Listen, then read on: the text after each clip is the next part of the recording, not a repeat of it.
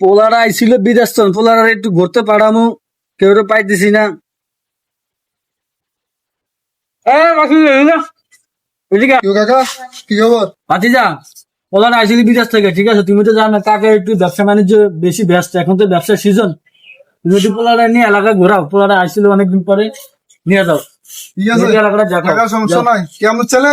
হ্যাঁ, আমার ছেলে, তোমার ছোট ভাই। ঠিক আছে, চলো ছোট যাও। ভাই তোমার এলাকায় ঘুরে আনি। তো ছোট ভাই বিদেশ তো আইলে সবকিছু ঠিকঠাক আছে তো? হ্যাঁ, সব ঠিকঠাক আছে। আমরা তো বড় ভাই মানুষ, কথা একটা কইতাম। আর কি কইবা কও মিয়া, সমস্যা নাই। আসলে আমরা বিদেশে এটা চলে, এখন টাকা পয়সা আসার সমস্যা নাই। কি কও? হ্যাঁ। আরে মিয়া তুমি এটা আগে কইবা না, খুলি মিয়া চলো। দাঁড়াও, ই একজন লোক দাঁড়ায় রয়েছে দেখিনি।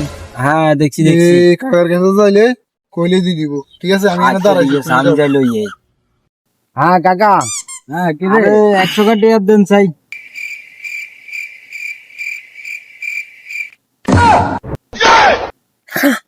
আব্বা,